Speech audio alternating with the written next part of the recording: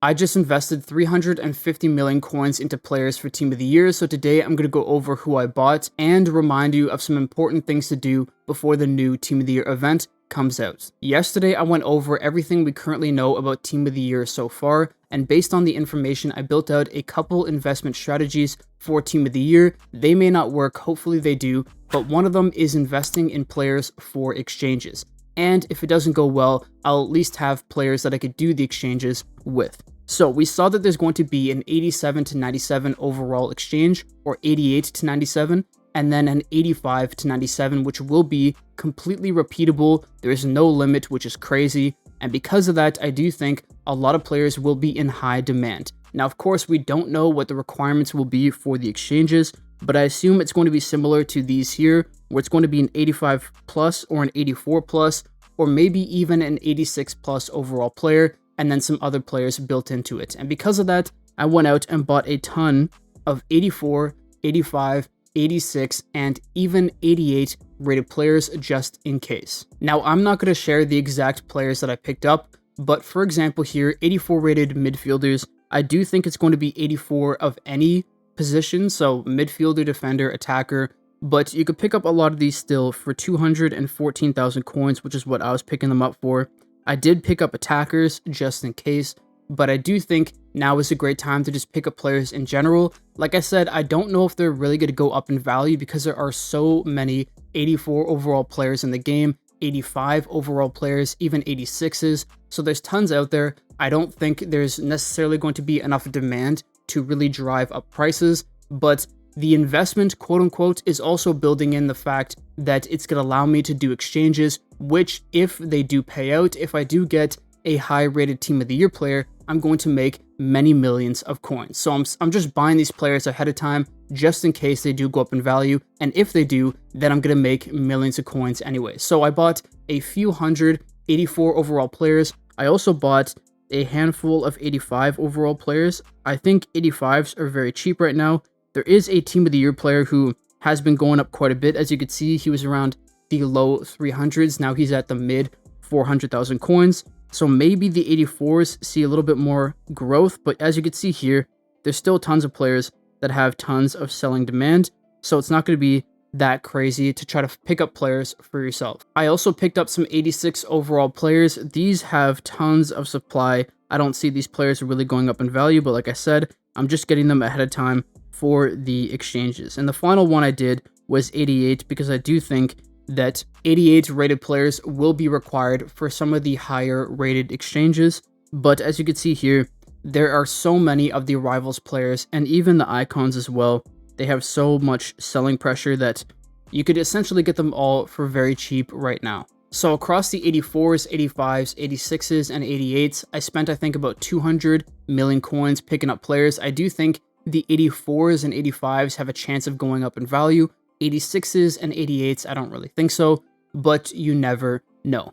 The other thing to keep in mind though is that when the event comes out and when the exchanges come out, and as we know, there's going to be new player and just rating exchanges coming out across the 5-week event, that's going to be a great time to invest because oftentimes when those exchanges come out, the players required for them are very specific.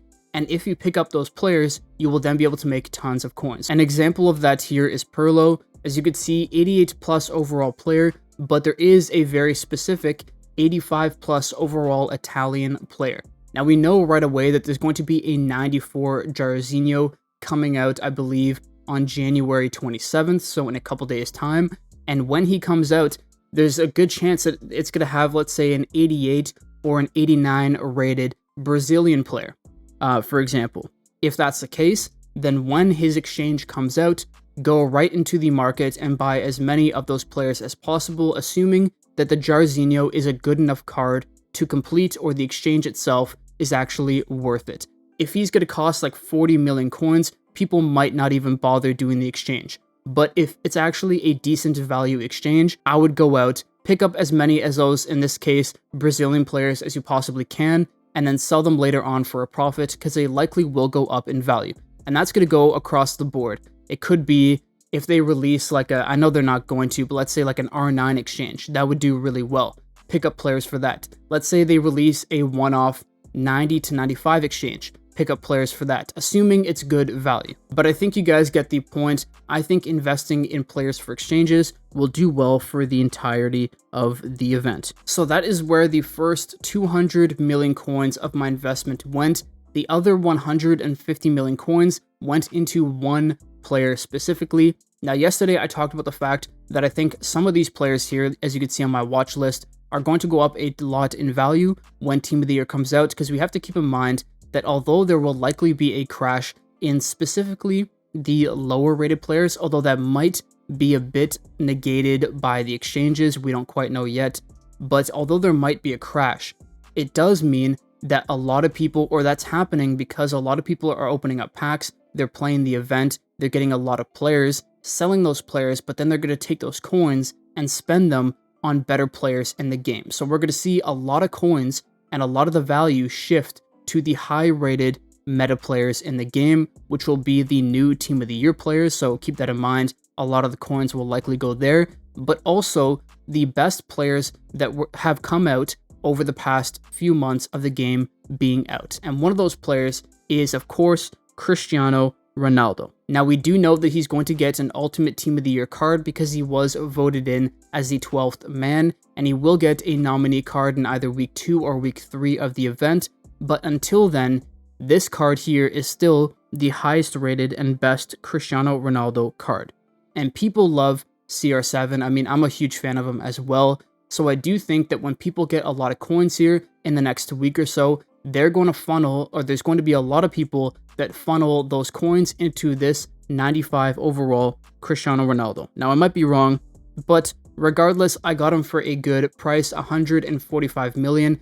And not only that, I'm now able to use him in my team, which I've wanted to do for quite some time, for the next, let's say, week or so. And this is something I talked about yesterday, where I think there are a handful of really good high-rated cards that are getting a little too cheap right now. And although they might go down a little bit more in value today and tomorrow when the packs first come out for Team of the Year, I do think a lot of coins will be funneled to them over the next week or few weeks, increasing their price a lot and therefore becoming a great investment opportunity. Now, there are tons of examples, but a couple cards I could think off the top of my head are someone like a Thierry Henry. Who knows if he's going to get a Team of the Year icon card, but incredible card in game. And I mean, he's actually gone up just a little bit in value over the past couple days. Another one, Blanc Prime Icon, incredible card in game.